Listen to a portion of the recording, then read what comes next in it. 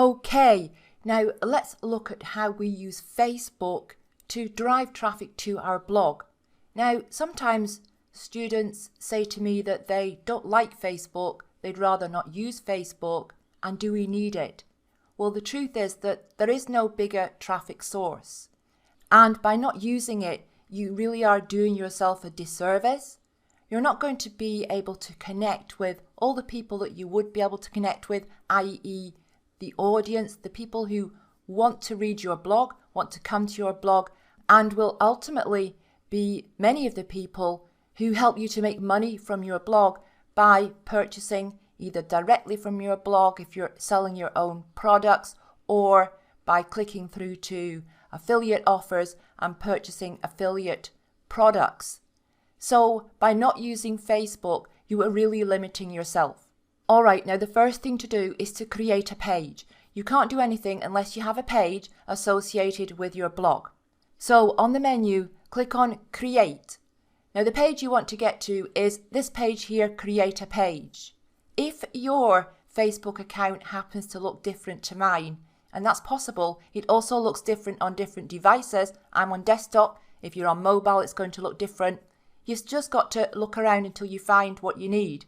And what you're looking for is create a page.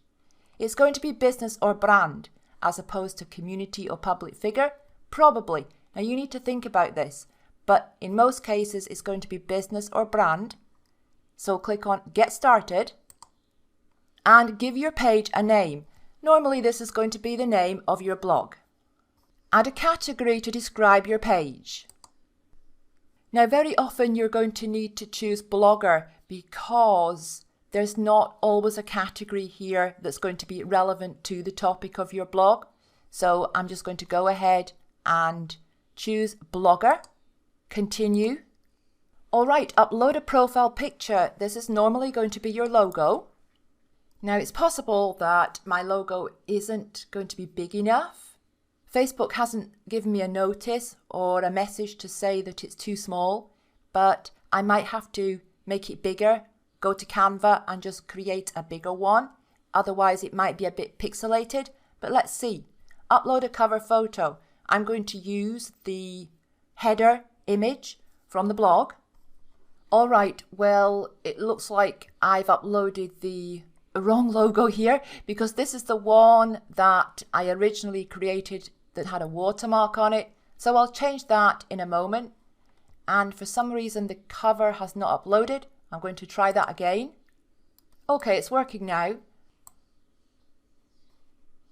All right, I'm going to leave it like that. At the moment, at some point, it's a good idea to create an image, a cover image for your Facebook page that is just unique, just for your Facebook page. But to get started, you can just use any image that you have already. So in this case, I'm using my header image from the blog. And the next thing to do is to add a short description to let people know what your page is about. And the limit here is 255 characters. Make sure nothing's cut off. Save. Edit page info. Phone number. My page doesn't have a phone number. Website. Here you can enter your blog. Email. My page doesn't have an email. You can enter your email here if you want to. So the email that you've set up for your blog. But on Facebook, people normally just send messages. They don't normally use the email address. Untick has street address.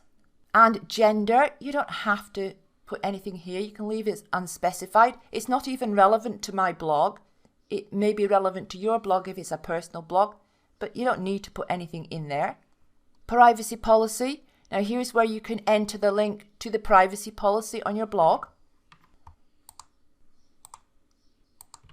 Now let's make sure we save all the changes.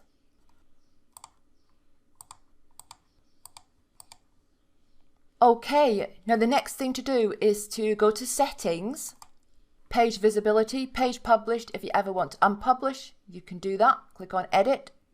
Visitor posts. Anyone can publish to the page. I recommend yes, you leave it as is. Newsfeed audience and visibility for posts. The ability to narrow the audience for newsfeed and limit visibility on your posts is turned off. and I recommend that you do leave it off. You don't really want to limit that. Post sharing to stories is on. People can contact my page privately. I recommend you leave that because if you edit this and change it, people won't be able to send messages via Facebook. Tagging ability, only people who manage my page can tag photos posted on it. Yep, leave that as is, I recommend. Others tagging this page. People and other pages can tag my page, yes. Page location for effects, yes. Country restrictions. Now, do you want to limit your page so that only people from certain countries can view it? You may want to do this. It really does depend. If your blog is of the nature that it is really only relevant to people in a certain country, you may want to do this. My blog is really only relevant to people in the UK.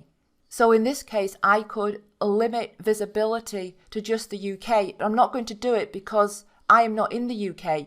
And if I do that, I won't be able to view my own page. But I'm sure you get the point. Age restrictions. If you have any age restrictions, if your page is not suitable for below 13s or below 18s, you can do that there. Change it. Page moderation. Do you want to block any words from your page? So if you want to block obscenities, you would type the words in here. There's also a profanity filter. If you turn that on, it will block certain words, but there are some issues with that because there are certain words that have more than one meaning, and one of the meanings is profane, but the other is not. So just be careful if you want to turn that on, just be aware of that. All right, now this one and this one, I recommend you just leave those. Post in multiple languages. Now, the ability to write posts in multiple languages is turned off by default, but if you want people to be able to make posts in other languages, you have to turn that on. And if it's turned on, you can also have automatic translation. Comment ranking, most recent comments are shown on my page by default. That would be the correct way to do things. And everything else here just fine. If you want to delete your page, you can just delete it right here. Okay, under messaging, set up how people message your page. Now the general settings, just the regular default settings, are usually perfectly okay. But if you want to change anything, such as use the return key to send messages, I never like to have that on because usually I use the return key to create a space. So I'd end up sending messages before I was ready to send them. But anyway, you have some options here. And you have the response assistant. That can be pretty good. You can set up automated responses for when people send you messages. All right, and page info, we've been through that already. Now there's nothing else here that I really need to show you. If you want to know more, you can click on each of these tabs and check them out. Okay, now in the next lesson, we're going to add some content to the page. So I'll see you there.